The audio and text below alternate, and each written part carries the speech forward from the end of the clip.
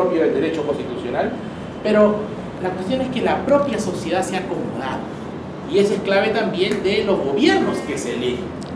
Yo elijo una idea, una propuesta, y si esto funciona, pues la cuestión va a tener un horizonte.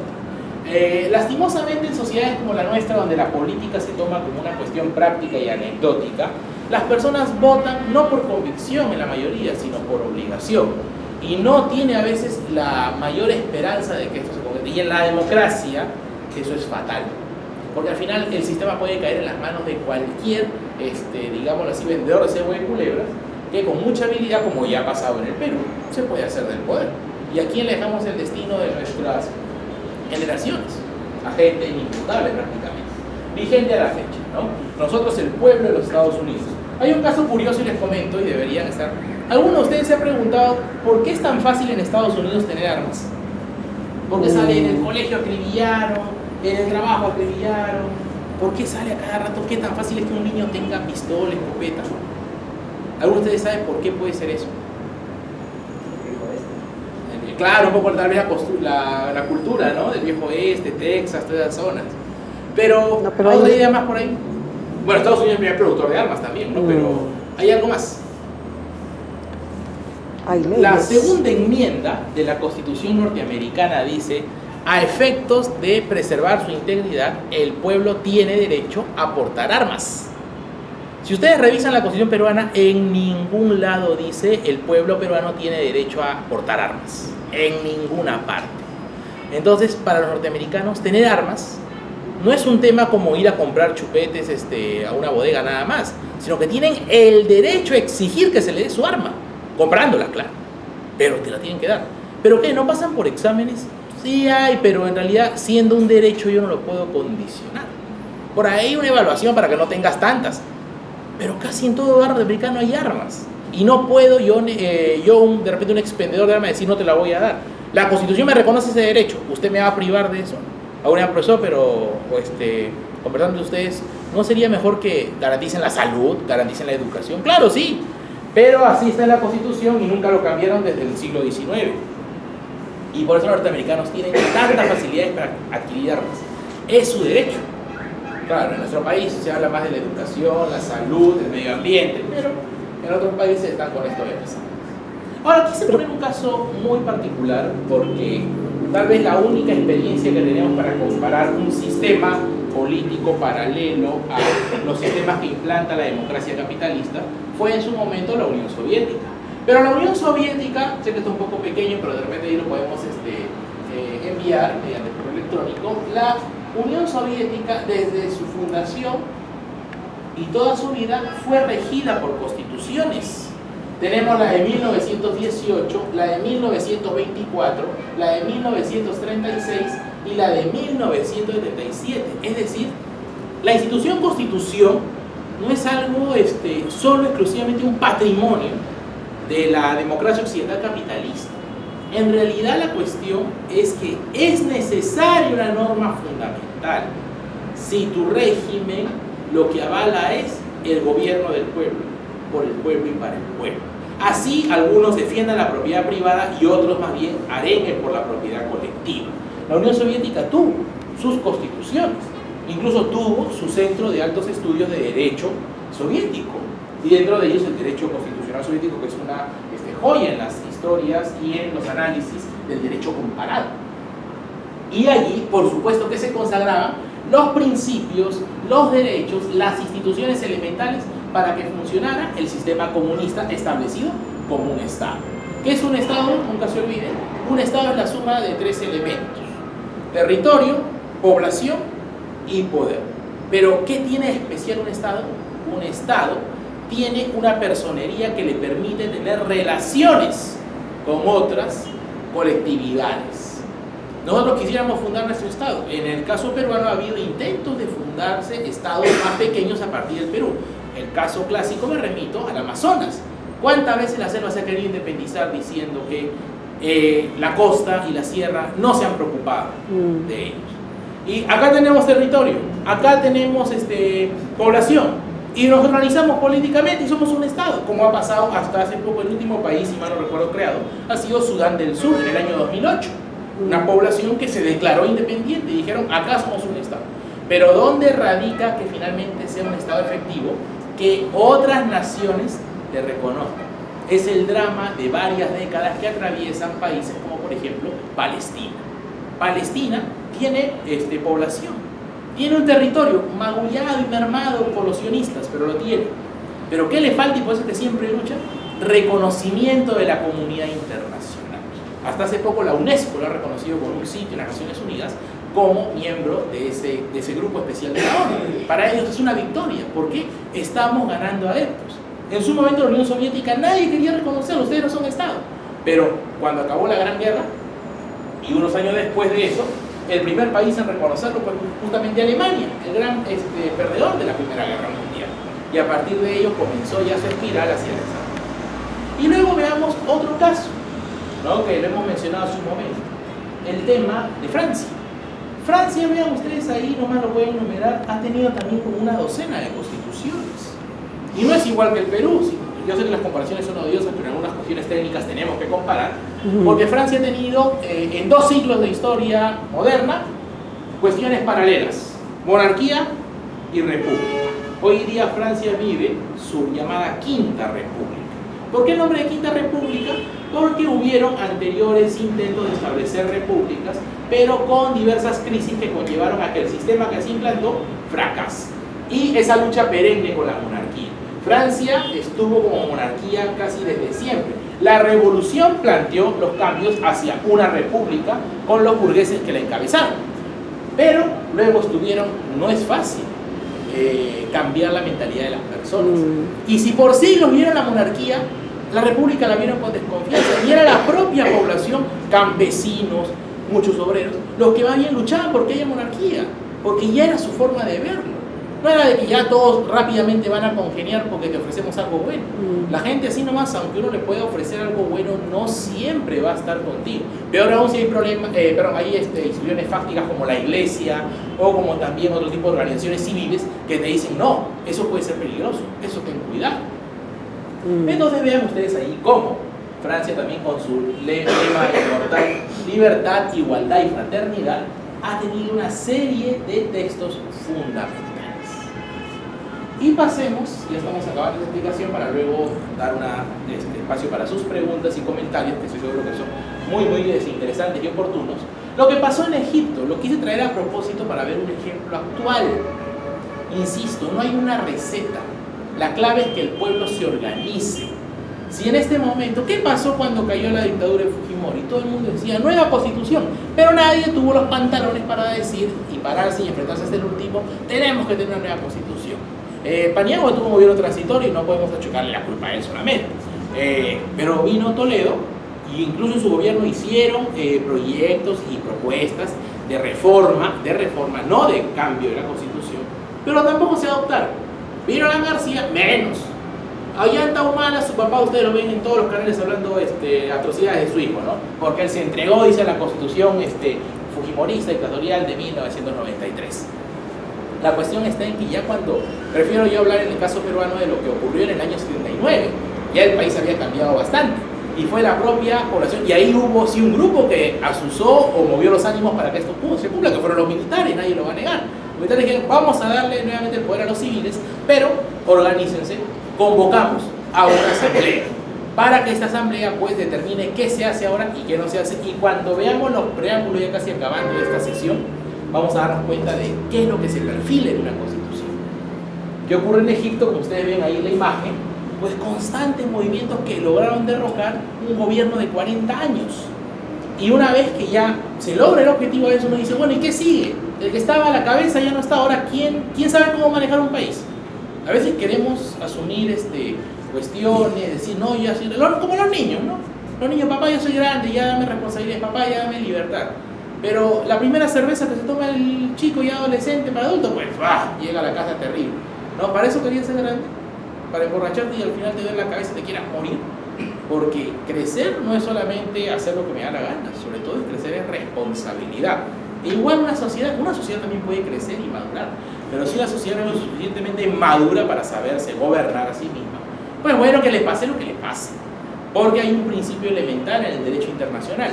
la llamada libre determinación de los pueblos.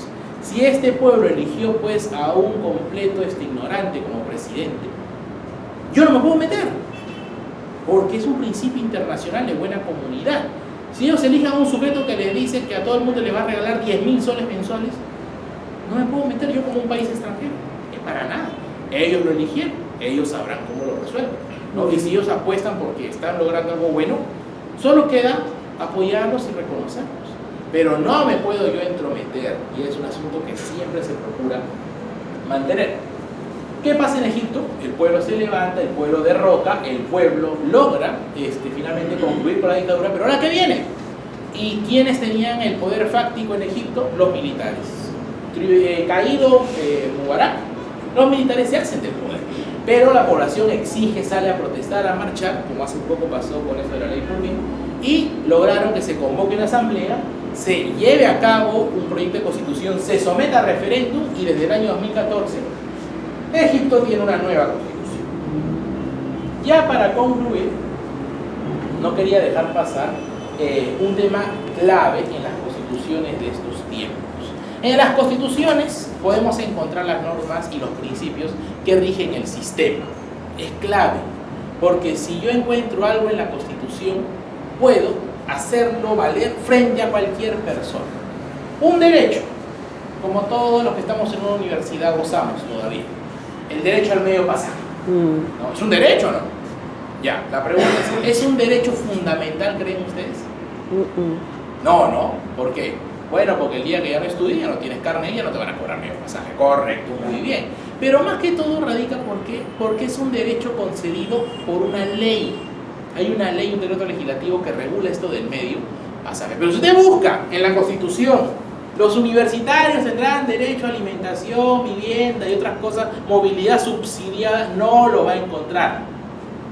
Por eso, si el día de mañana aparece una nueva ley, claro, no sé qué congreso se animaría a meterse con el medio pasaje, pero dice, derogamos el medio pasaje, no hay ninguna violación a la Constitución ni nada, porque la ley se deroga por otra ley. Pero si está en la Constitución, ahí la cosa cambia. ¿Qué está en la Constitución?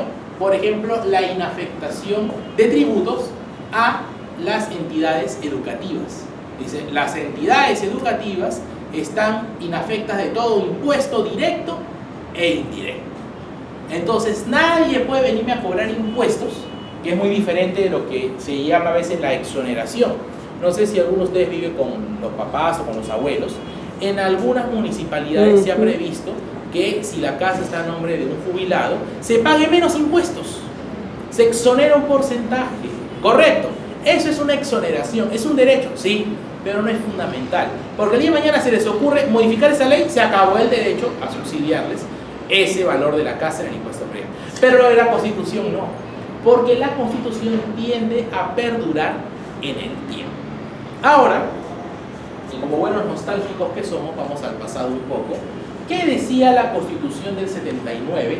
Y es clave cuando uno se interese en las constituciones leer este párrafo que está en las primeras partes denominado el preámbulo. ¿Qué decía el preámbulo de la del 79? Y luego vamos a comparar con la que dice lo del 93. Le pediría a alguien que lea, pero está un poco lejos, si veo tan chiquita la letra, así que va a tener que leerlo ahí. Nosotros, representantes a la Asamblea Constituyente, invocando la protección de Dios y en ejercicio de la potestad que el pueblo nos ha conferido, creyentes en la primacía de la persona humana y en que todos los hombres, iguales en dignidad, tienen derechos de carácter universal, anteriores y superiores al Estado, que es un concepto clave. El hecho de que no tengo que esperar a que la vida esté reconocida en la Constitución para saber que tengo que respetarla. Hay derechos naturales e inalienables que están desde el principio de los tiempos. Incluso, como le digo en la Biblia, ya lo mencionamos. Que la familia es la célula básica de la sociedad y raíz de su grandeza, así como ámbito natural de la educación y la cultura. Vemos que el preámbulo no nos da qué hacer, qué no hacer, sino invoca una serie de preceptos que dicen esto es lo que la Constitución finalmente va a desarrollar. ¿En qué creemos?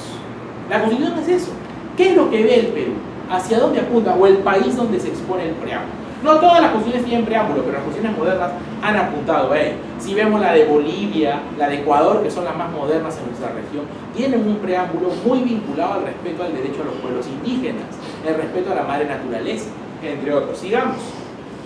Que este párrafo es muy interesante, que el trabajo es deber y derecho de todos los hombres y representa la base del bienestar nacional, que la justicia es el valor primario de la vida en comunidad y que el ordenamiento social se cimenta en el bien común y la solidaridad humana, decididos a promover la creación de una sociedad justa, libre y culta, sin explotados ni explotadores. Vean ese término en la Constitución, que era un término propio de una visión también crítica del sistema. Exenta de toda discriminación por razones de sexo, raza, credo, condición social, donde la economía, esta frase es preciosa, donde la economía esté al servicio del hombre y no el hombre al servicio de la economía. Una sociedad abierta a formas superiores de convivencia y apta para recibir y aprovechar el influjo de la revolución científica, tecnológica, económica y social que transforma el mundo. Decididos asimismo a fundar un Estado democrático basado en la voluntad popular y en su libre y periódica consulta, esto es, elecciones, que garantice a través de instituciones estables y legítimas la plena vigencia de los derechos humanos. Solo hasta ahí voy a leer, porque ya sigue todavía hasta por acá.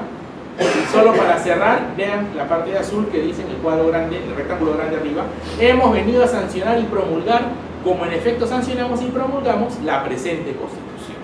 Entonces vean ustedes que los constituyentes tenían una visión del Perú y cómo debería estar estructurado el sistema jurídico. Muchos dicen, no, hay que liquidar el Estado, se ha hablado siempre de que el Estado va a desaparecer. No el Estado como una organización política, se habla del Estado comprometido con intereses particulares y no con los intereses nacionales o los intereses sociales. Eso sí, esto último, comprometido con los intereses nacionales, tiene que predominar. Tiene que haber una organización que lo vea, porque si no, caemos en anarquía. Si nadie está al frente, cada persona va a hacer lo que quiere. Si ustedes vayan nomás a cualquier estacionamiento, la gente no se pone de acuerdo. Imagínense si no hubiera un Estado en un país o una organización política en un país, pues la cosa sería ingobernable. Y comparando, hemos leído un buen rato la del 79, este es el preámbulo del 93. Vean ustedes. El Congreso Constituyente Democrático, invocando a Dios Todopoderoso, nunca se olviden de Dios, obedeciendo el mandato del pueblo peruano y recordando el sacrificio de todas las generaciones que nos han precedido en nuestra patria, ha resuelto dar la siguiente Constitución. Se acabó. Así fue.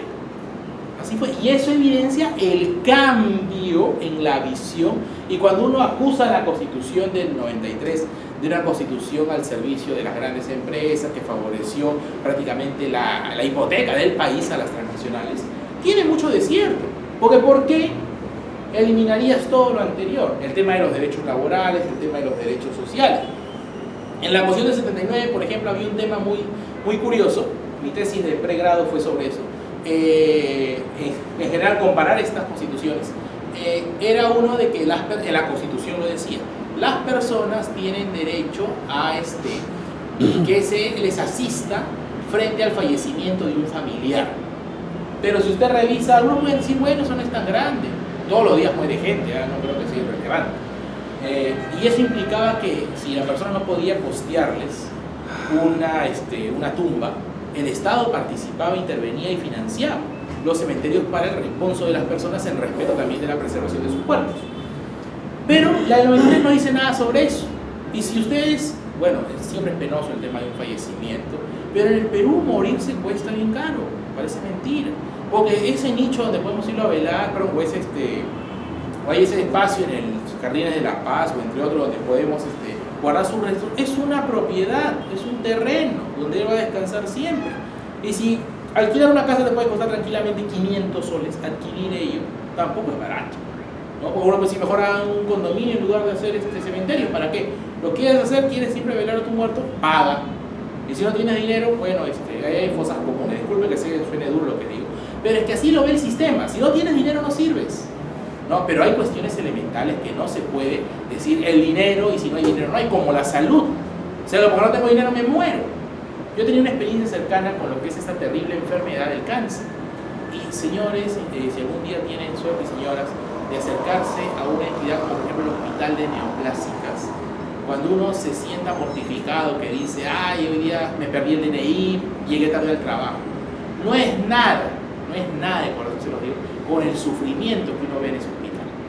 Hay gente que mendiga un pedazo de pan, mendiga una medicina, y aunque hay un seguro como el SIS y esto, que bien los médicos pueden comentar, no alcanza a veces la otra parte. Porque esta persona no solamente requiere tratamiento, con las fuerzas pocas que le quedan para al menos respirar, ¿quién ve si tiene hijos? ¿Quién ve si tiene un trabajo? ¿Quién lo asiste? Nadie. Y llegar a ese extremo de que porque no tienes dinero te mueres, pues es lo más inhumano que hay, habiendo medicinas que se polían en algunas farmacias. A lo que voy es que es parte del sistema asegurar y consagrar que la Constitución represente los ideales donde, y como fue en el 79, garanticemos que sean las personas la prioridad, no los medios. ¿No? La persona debe ser el fin, no el medio para adquirir riqueza. Algunos dicen, no, me amparo en mi papá, que me mantenga, él es mi fuente. Tu papá no debe ser tu medio para hacer tranquilidad o tener comodidades. Él debe ser el fin, tú debes trabajar para en un futuro ayudarlos a ellos. Pero el sistema que tenemos hoy en día, sinceramente, es un sistema muy egoísta. Donde tú tienes salud, enhorabuena, eres ensalzado y eres adorado. Tienes prosperidad, tienes solvencia económica. Pero si no tienes eso, simplemente eres un paria y ahí vamos a ver cómo te va. Entonces, así viéndolo, el papel de la Constitución no es solamente una norma escrita que esté allí apolillándose, es más, es consagrar y comprometer, porque por los derechos en la Constitución uno puede conseguir un pronunciamiento que le pueda ayudar. Y si no me creen, hace unos días salió justamente una sentencia, y por eso les comentaba, hay que tener mucho cuidado cuando comentamos del sistema. A veces estamos tan amargados que solo vemos lo negativo, y es muy cierto, pero un sistema judicial todavía con algo de decencia puede lograr que las humillaciones y los errores se puedan corregir. El caso de Máxima Acuña, ¿no? Hacerle respetar su propiedad por muy humilde que sea. O este caso también que hace poco en el Tribunal Constitucional se expuso, muy particular, de una persona de 107 años, a la cual se le dio prácticamente de inmediato, sin más trámite, ordenó el tribunal que se le concediera la pensión de jubilación correspondiente. Porque si alguno de ustedes ha hecho alguna vez un intento de tramitar una pensión de jubilación, eso es horrorosamente prolongado. Y a veces los pobres ancianos están hasta esperando muchos años para que le puedan conceder su pensión. Pero uno también puede acudir porque la pensión es un derecho que está consagrado en la Constitución. También ha ocurrido algunos casos que algunos pueden decir son domésticos, pero no, pueden ser muy interesantes. Por ejemplo, ¿qué pasa a veces cuando puede ocurrir pasa en las mejores familias? Un niño que solamente es hijo del padre, pero no de la esposa. Y de repente él tiene algunos derechos, algunas prestaciones por tener algún cargo, militar, policía. Pero ¿qué le dicen? Como tu hijo no está en un matrimonio, como pasaba mucho tiempo, no puede gozar de los derechos. Acá solamente era reconocido a los hijos matrimoniales. Pero ¿por qué va a discriminar? Mi padre es él, me ha reconocido, no tienen por qué a mí hacerme a un lado. Y el tribunal en su momento el tribunal ha sabido hacer la defensa respectiva de esas personas, donde se han visto de alguna forma u otra sus derechos mancillados o incluso vilmente envilecidos, ¿no? Ahí está, por ejemplo, aquí tenemos estos boletines que ellos sacan, y es importante remitirse a este tipo de fuentes, por el caso que a veces creemos que las instituciones no están para nada. Una institución que todavía puede representar una esperanza para el país es bueno que se difunda su mensaje. Quiero ver si se envió acá, no sé. Pero bueno, acá en el medio justo una nota de prensa donde sale. Pero el caso de la pensión ya otro día esperamos que se cargue. Pero no perdamos el enfoque, ya para concluir, de lo que se trata es eso, de que la Constitución tiene un papel sustancial, y lo he expuesto a manera de conclusiones. El concepto de Constitución como expresión de la voluntad general y la consagración del principio de soberanía de la ley. Para romper con el antiguo régimen, para romper con el absolutismo, donde un hombre gobernaba y decía y deshacía como le da la gana, ya no es un hombre, es una norma. Pero esta norma no es hecha por un hombre, es hecha por el colectivo, y ese colectivo es la voluntad general. Otro, el papel de la Constitución del Estado de Derecho, ya lo hemos dicho. La Constitución es la norma sustancial del sistema. La Constitución tiene que definir las líneas por las cuales el Estado se va a regir. Que nuestra legislación, lo óptimo y lo ideal es que la legislación sirva a la persona y que no se sirva el sistema del individuo, que es lo más repudiable. Tercer punto como conclusión, la necesidad de una norma fundamental del Estado moderno. Lo hemos dicho, no porque la Unión Soviética haya tenido una experiencia comunista, quiere decir que no haya tenido constitución, las hemos expuesto, han tenido como 5 constituciones. Porque la Constitución no es una institución, un patrimonio solo de un sistema económico, es patrimonio de toda una visión del mundo. Esto es, que un Estado independiente y soberano establezca una norma fundamental donde sea a través de esta que rijamos los destinos de la sociedad y la nación. Y finalmente, la importancia del sistema jurídico que se consagra y que se recoge en el preámbulo. Porque todo ese articulado, más de 200 artículos que puede tener la Constitución, están resumidos en el preámbulo. Pero quedan tareas pendientes. Una de ellas, y creo que es clave, es que la gente a veces no pelea por sus derechos, por la sencilla razón de que no los conoce. ¿Y dónde están esos derechos? Están en la Constitución. Si las personas conocieran más la Constitución y vieran menos propaganda y programas de espanto, pues tal vez podríamos lograr gente que pueda ser más crítica, de decir, pero si la ley me está consagrando esto, ¿por qué no me lo dan? Y así formar una conciencia mucho más comprometida con construir un país mejor, que creo que es el objetivo que nos congrega a los presentes. Y bueno, eso es principalmente lo que tenía que decir. Y ahora quedo a absorber las preguntas que tengan ahí por aquí. Gracias. ¿Alguna pregunta? Si tuvieran a hacerla, por favor, diríjala con toda confianza. Si algún punto no quedó claro, encantado lo puedo volver a repetir sin